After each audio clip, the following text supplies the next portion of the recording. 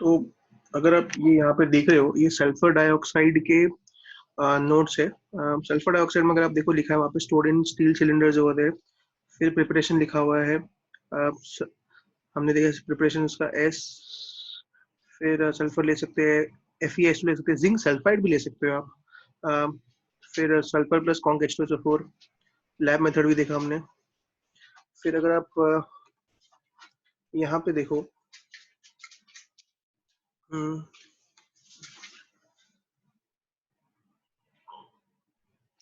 यहाँ पे ये देखो, यहाँ पे SO2 प्लस O2 लिखा हुआ है, SO3 देता है।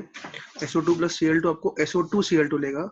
और वहाँ पे कैटलिस्ट क्या है, चारकोल, या फिर आप सनलाइट भी यूज कर सकते हो। दो अलग अलग कैटलिस्ट है, चारकोल भी यूज कर सकते हो, सनलाइट प्लीज ऐड कर देना, ये जो भी एक्स्ट्रा पॉइंट है, सनलाइट भी यूज कर सकते हो कैटलिस्ट। SO2 प्लस PCl5 आपको क्या देगा,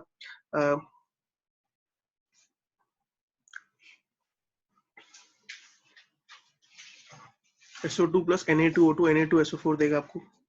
दिख रहा है आपको वहाँ पे behavior like CO2, CaOH twice plus SO2 gives you CaSO3। CaSO3 हमने देखा था कि वो वाटर इनसॉल्युबल है, इसके लिए प्रेसिपिटेट करता है। फिर देखिए NaOH के साथ SO2 का रिएक्शन, दो सॉल्ट बन सकते हैं क्योंकि SO2 is anhydride of sulphuric acid. तो कौन कौन से सॉल्ट हो सकते हैं, एक हो सकता है NaHSO3 और दूसरा हो सकता है Na2SO3। दिख रहा है आपको ये यहाँ पे, ठीक है। फिर ब्लीचिंग एक्शन है, ब्लीचिंग एक्शन मॉइस्ट SO2 का होता है because of what, nascent hydrogen. देखिए वहां पे हाईलाइट किया है, प्लीज नोट्स एकदम सिस्टमैटिकली ऐसा समरी बना देना इसको।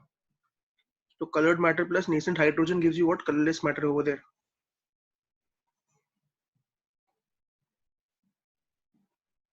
SO2 is not a bleaching agent, moist SO2 is a bleaching agent over the last point, ये लिखा हुआ है, ठीक है। फिर यहाँ पे अगर आप देख लो compound of sulphur dioxide preparation methods, अलग तरीके से ऐसे भी नोट बनाते हैं। वहाँ पे ऊपर देखो स्ट्रक्चर बना हुआ है SO2 का, P पाई B पाई D पाई B पाई वहाँ पे। फिर SO2 as oxidant, SO2 as reductant, SO2 as bleaching agent, ठीक है। फिर बिहेवियर लाइक CO2 का रिएक्शन लिख दिया। तो आप ऐसे भी ऐड कर सकते हो यहाँ पे। ये देखिए प्रिपरेशन है, ये रिएक्शन है। SO2 as an oxidant, SO2 as a reductant, bleaching agent।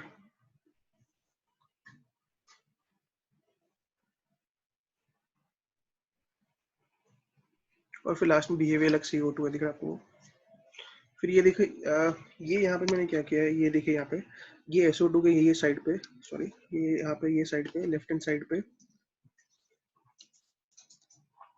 तो अब यहाँ पे देखो, यहाँ पे ये प्रिपरेशन है, यहाँ पे लेफ्ट साइड पे प्रिपरेशन है। तो राइट साइड पे अगर आप देखो यहाँ पे, तो यहाँ पे ये साइड पे रिएक्शन है। ये सेक्शन देखो तो रिड्यूसिंग एजेंट के बारे में है। यहाँ पे देखो तो रिड्यूसिंग एजेंट के बारे में, ये ऑक्सीडाइजिंग एजेंट के बारे में है। यहाँ पे बीच में स्ट्रक्चर है, ठीक है। एक और चीज यहाँ पे जो इम्पोर्टेंट है, ये स्लाइड में ये देखिए, ये दिख रहा है आपको, ये यहाँ पे मैंने ये SO2 का लुईस स्ट्रक्चर बनाया है। सो लुईस स्ट्रक्चर कैसा होगा, देखिए लुईस स्ट्रक्चर के लिए SO और O, ठीक है। तो यहाँ पे एग्जैक्ट इसमें एक्सपांडेड ऑक्टेट नहीं कर सकते हो आप, ठीक है। तो अगर आप देखो यहाँ पे, ये इसका लुईस स्ट्रक्चर बन रहा है। आपने ये नेचर ऑफ केमिकल बॉन्ड में भी किया है लुईस स्ट्रक्चर बनाना, ठीक है। तो अगर आप देखो लुईस स्ट्रक्चर के हिसाब से इंपॉर्टेंट MCQ क्या है, कितने कोऑर्डिनेट बॉन्ड्स होते हैं। दिख रहा है आपको, ये मैंने यहाँ पे बनाया हुआ है, कितने कोऑर्डिनेट बॉन्ड होते हैं। एक ही कोऑर्डिनेट बॉन्ड होगा SO2 में, कितना कोऑर्डिनेट बॉन्ड होगा, एक ही। बहुत इंपॉर्टेंट क्वेश्चन है, number of coordinate bonds in SO2 हो रहे हैं, there is one coordinate bond in SO2।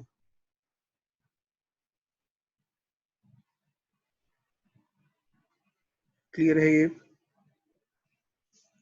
Next topic जो है वो है एलोट्रोप्स ऑफ सल्फर, ठीक है। एलोट्रोप्स ऑफ सल्फर में ये देखिए, अगर आप यहाँ पे देख रहे हो, ये दिस इज हाउ सल्फर दिखता है, एकदम येलो कलर ओवर देयर, ठीक है। अब इसका स्ट्रक्चर जो है, ये स्ट्रक्चर है उसका यहाँ पे, इसको कहते हैं क्राउन शेप पकड़ रिंग। स्ट्रक्चर को बोलते हैं क्राउन शेप्ड पकड़ रिंग, ठीक है। अब सबसे पहला एलोट्रोप जो है वो है अल्फा सल्फर। कौन सा है, अल्फा सल्फर। नेक्स्ट हम पढ़ेंगे बीटा, और थर्ड हम पढ़ेंगे गामा। Alpha, beta, gamma. उसके बाद हम जाएंगे साइक्लो S6 पे। किस पे जाएंगे हम, साइक्लो S6 पे।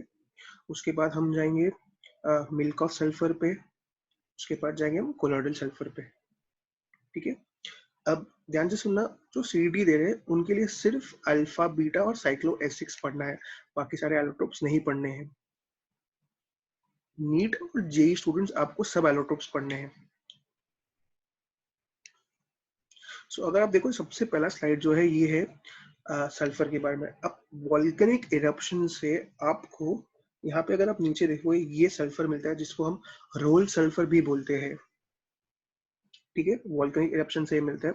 फिर अब यही रोल सल्फर को हम रखते हैं एक पैन पे और उसमें CS2 डाल देते हैं।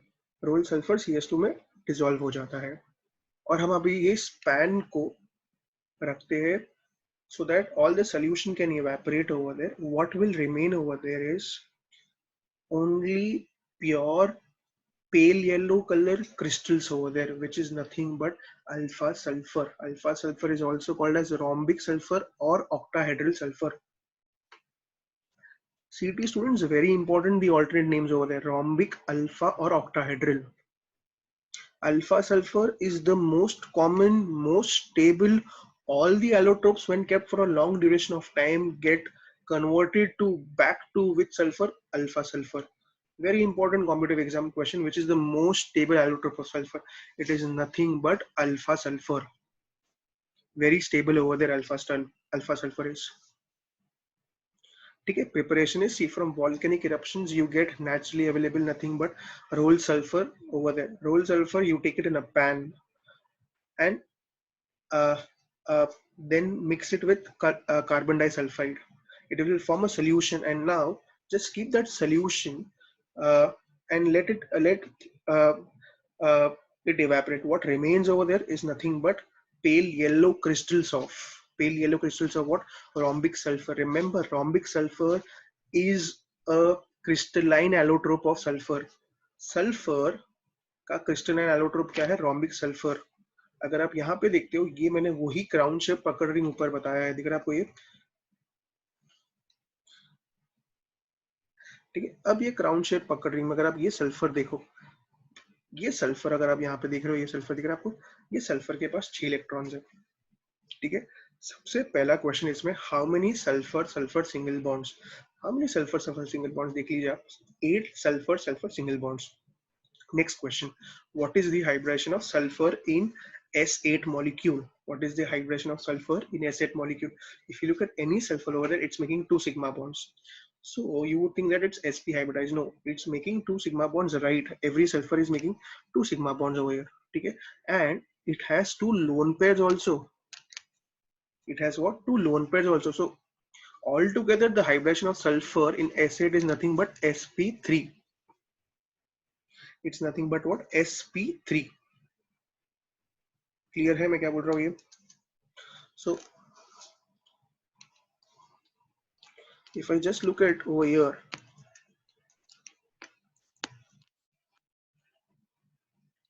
this sulfur over here, can you see over here, this sulfur over here is nothing but, can I say, sp3 hybridized? समझ में आपको? 8, मैंने बोला 8 सल्फर सल्फर बॉन्ड्स, ठीक है, ये भी क्लियर है आपको? अब नेक्स्ट क्वेश्चन है, how many lone pairs in alpha sulphur? How many lone pairs in alpha sulphur? Alpha sulphur में there will be total 16 lone pairs, क्योंकि हर एक सल्फर पे 2 लोन पेयर है। There will total how many? 16 lone pairs हो गए, क्योंकि हर एक सल्फर पे 2 लोन पेयर रहेंगे। एक बेसिक चीज, सल्फर का एटॉमिसिटी क्या होगा? सल्फर का एटॉमिसिटी होता है 8, because sulphur exist as S8। S8 का स्ट्रक्चर कैसा होता है?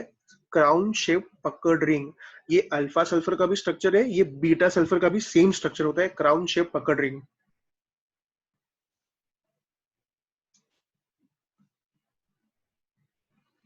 ठीक है, हाइब्रिडेशन sp3 क्लियर है, 2 लोन पेयर्स क्लियर है, 8 सल्फर सल्फर बॉन्ड्स क्लियर है। प्रिपरेशन मेथड्स, वॉल्केनिक इरप्शन से हमें रोल सल्फर मिलता है, रोल सल्फर में CS2 मिक्स करते हैं, सोल्यूशन को इवेपोरेट करने देते हैं, तो जो बचता है वो है pale yellow crystals of nothing but alpha sulphur over there. ठीक है, alpha sulphur is the most stable allotrope amongst all the allotropes. Most common is also alpha sulphur over there.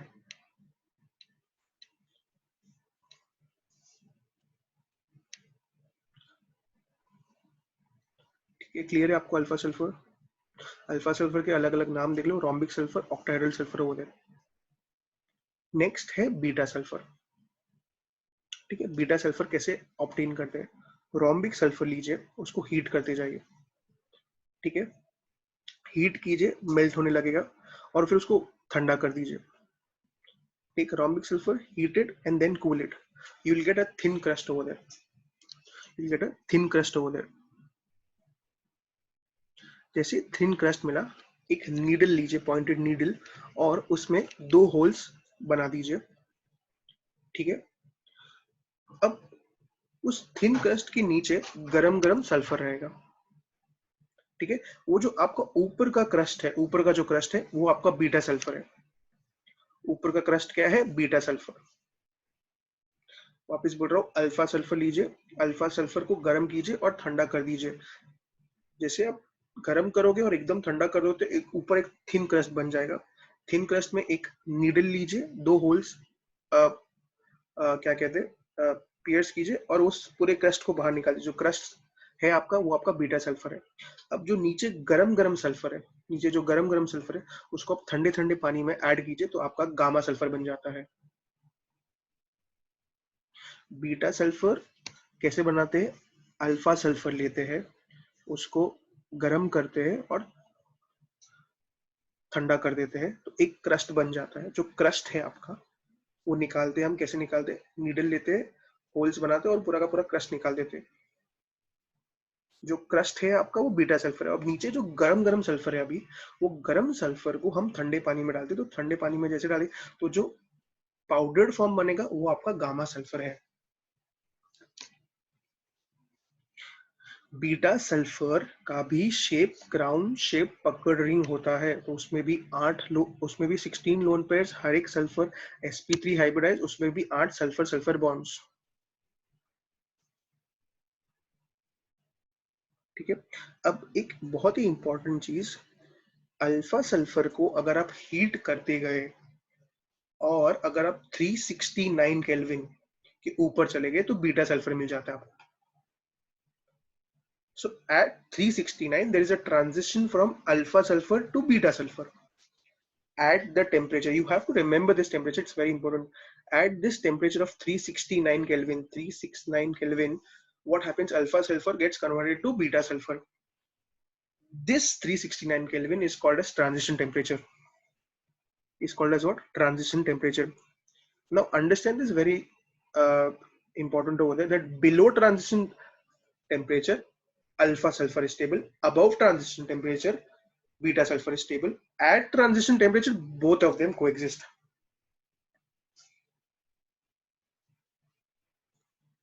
Transition temperature is that temperature at which an allotrope changes from one form to another form. Beta sulfur is stable above 369.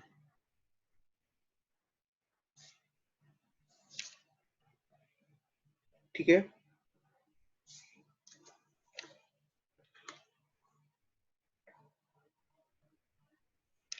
आपने alpha sulphur लिया, यहाँ पे beta sulphur बना मैंने। आप heat करते जाओ, heat करते जाओ, हीट करते जाओ। ठीक है, at 369 Kelvin, at 369 Kelvin, both of them coexist. Alpha two beta जाना है तो ये कभी अचीव होगा? Above 369 kelvin. प्लीज ऐसे लिख दीजिए, अबव 369 केल्विन। अगर आपको बीटा टू अल्फा जाना है तो कहां पे अचीव होगा? Below 369 kelvin. किस पे अचीव होगा ये? Below 369 kelvin. क्लियर आपको ये भी? कहां पे अचीव होगा ये? Below 369 kelvin. At 369 Kelvin, both alpha and beta coexist. At 369 Kelvin, both alpha and beta coexist. This temperature of 369 Kelvin is called as what? Transition temperature. Clear है ये भी? प्रिपरेशन मेथड भी क्लियर है। Alpha sulphur लीजिए, alpha sulphur को गर्म कीजिए, ठीक है, और उसको ठंडा कीजिए तो एक क्रस्ट बन जाता है। जो क्रस्ट है वो आपका बीटा सल्फर है। बीटा सल्फर का सर शेप कैसा होगा? बीटा सल्फर का भी शेप यही होता है, क्राउन शेप पकड़ रिंग। ठीक है,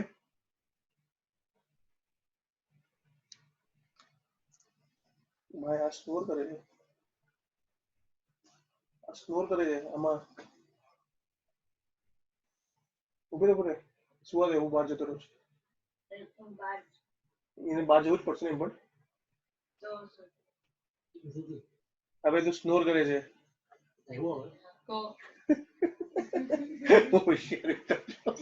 કોમેડિયન છે કપિલ શર્મા છે હું અચાનક થોડું છું મેં કીધું આ ક્યાંથી અવાજ આવે છે સમજાય છે તને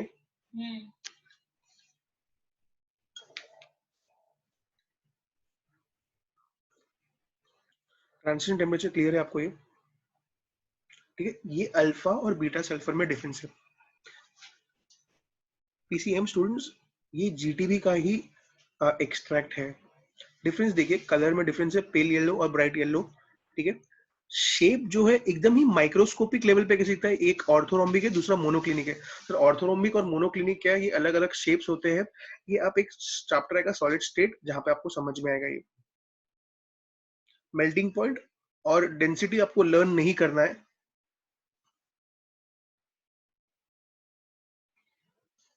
सॉल्युबिलिटी आपको पता रहना चाहिए कि अल्फा सल्फर सॉल्युबल होता है CH2 में बीटा भी सॉल्युबल होता है CH2 में क्योंकि प्रिपरेशन में भी पढ़ा है स्टेबिलिटी स्टेबिलिटी अल्फा सल्फर किसके ऊपर स्टेबल होता है stable below 369 above 369 what is stable क्या कहते हैं beta sulphur over there structure देखो दोनों का लिखा है क्राउन शेप पकड़ रिंग मेथड ऑफ प्रिपरेशन भी देखो क्या लिखा है it is prepared by evaporation of Rahul sulphur in CH2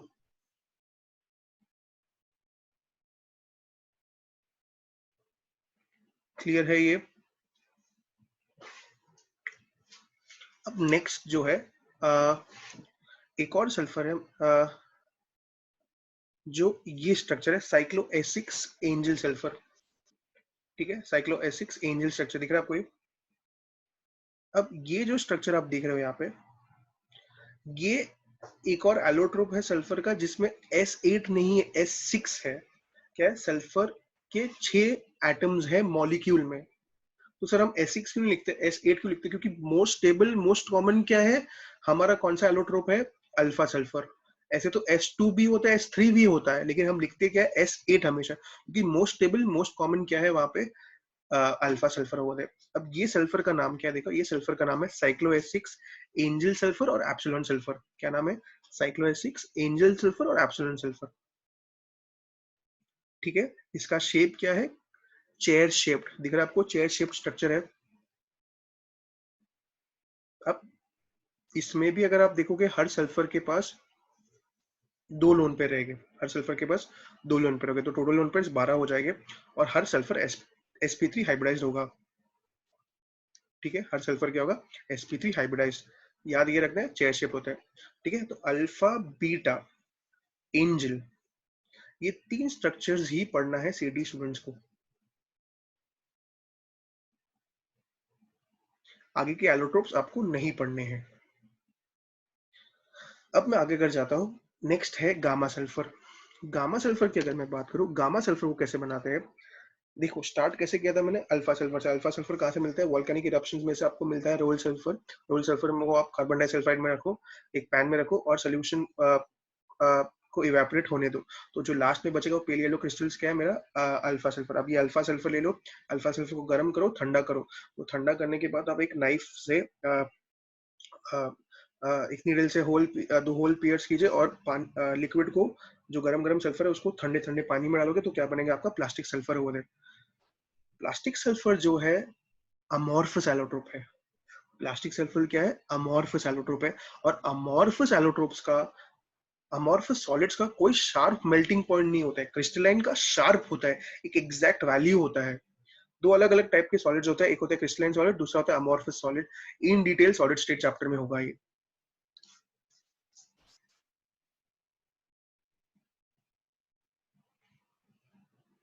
crystalline allotropes का शार्प मेल्टिंग पॉइंट होता है जैसे अल्फा सल्फर बीटा सल्फर का एक शार्प वैल्यू होगा लेकिन गामा सल्फर का एक रेंज होगा it will melt around this range over there when you keep gamma sulphur for a long duration of time it will also change to which allotrope over there alpha sulphur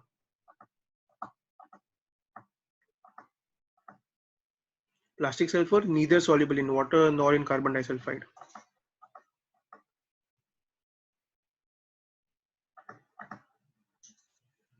समझा आपको यहाँ तक?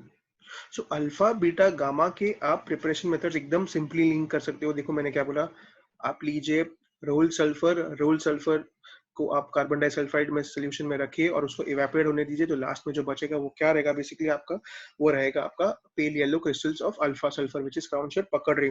उसको फिर अगर आप next आप क्या करोगे, वही उसको आप गर्म करोगे, ठंडा करोगे, और फिर इसमें भी हमने ट्रांजिशन टेम्परेचर देखा 369 पे दोनों अल्फा बीटा कोएग्जिस्ट करते हैं। बिलो 369 अल्फा स्टेबल होता है, अबव 369 बीटा स्टेबल होता है, ठीक है।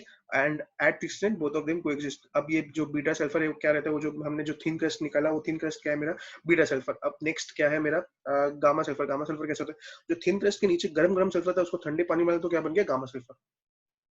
अल्फा बीटा गामा क्लियर है। गामा सल्फर एलोट्रोप कौन सा होता है मेरा, एलोट्रोप जो है ये अमॉर्फस फॉर्म है क्योंकि ये पाउडर फॉर्म होता है। सर इसका शेप क्या आपने वो तो नहीं बताया। प्लास्टिक सल्फर का जो शेप है वो ओपन चेन स्ट्रक्चर है, पॉलीमरिक स्ट्रक्चर है, नॉट एंडिंग एट ऑल। ये उसका शेप है, देखिए यहाँ पे open chain structure over there.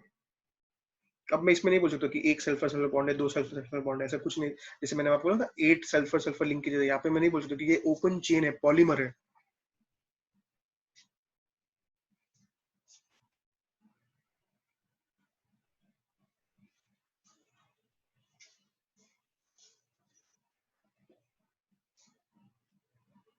ठीक है।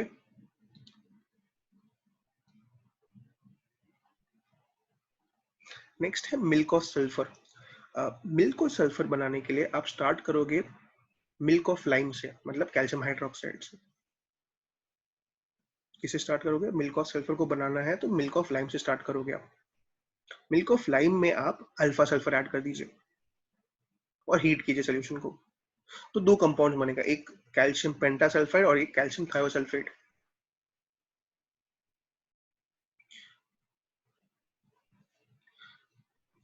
ठीक है। अब ये दोनों के दोनों कैल्शियम कंपाउंड जो कैल्शियम पेंटासल्फाइड कैल्शियम थायोसल्फेट, दोनों के दोनों कैल्शियम कंपाउंड्स में आप एक एसिड डाल दीजिए जैसे कि HCl। जो बचेगा उसको कहेंगे हम milk of sulphur. The reason it is called as milk of sulphur because we started from milk of lime. नाम में ही है मिल्क ऑफ सल्फर, तो milk of lime plus alpha sulphur over there. बहुत टाइम तक अगर milk of sulphur भी रखेंगे तो किस पे कन्वर्ट हो जाएगा, वो अल्फा सल्फर में। Why alpha sulphur, because it is the most stable allotrope of sulphur over there. Use कहाँ पे करते हैं हम, यूज करते हैं मेडिसिन में। यहाँ पे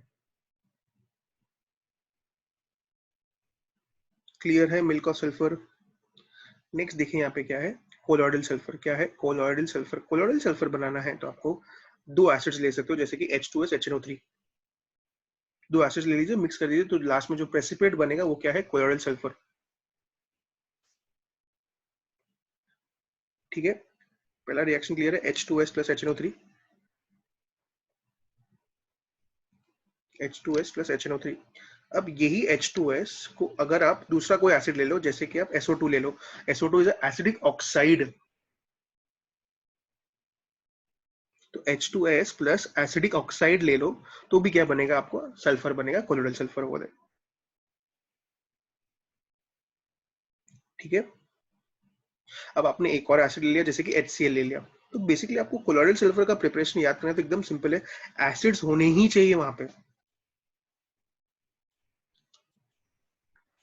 सो अगर आप कोलोइडल सल्फर देख रहे हो तो इसमें बेसिकली आपको ये याद रखना है कि कोलोइडल सल्फर में हमेशा आपको एसिड चाहिए ही चाहिए। तो या तो आप H2S लीजिए HNO3 के साथ, या तो आप H2S लीजिए एक एसिडिक ऑक्साइड के साथ, या आप HCl लीजिए Na2H2O3 के साथ। हमेशा क्या बनेगा वहां पे, कोलोइडल सल्फर। ठीक है। तो एक बार एलोट्रोप्स देख लेते हैं क्या क्या है। एलोट्रोप्स में अल्फा बीटा बहुत ज्यादा इंपॉर्टेंट है, अल्फा और बीटा। ठीक है, एलोट्रोप्स में हमने सबसे पहले देखा था अल्फा एलोट्रोप के अलग अलग नाम क्या है। प्लीज ये चैप्टर साथ साथ में नोट्स बनाते जाइए, साथ साथ में प्लीज ये सब लर्न करते जाइए, नहीं तो ये चैप्टर बहुत बहुत डिफिकल्ट है रिटेन करना। जब भी डीसीटी दे रहे प्लीज सॉल्व करते जाओ, तभी के तभी, पेंडिंग मत रखो काम। जरूरी है ये कि तभी का तभी आप सब कुछ कंप्लीट करते जाओ। So alpha sulphur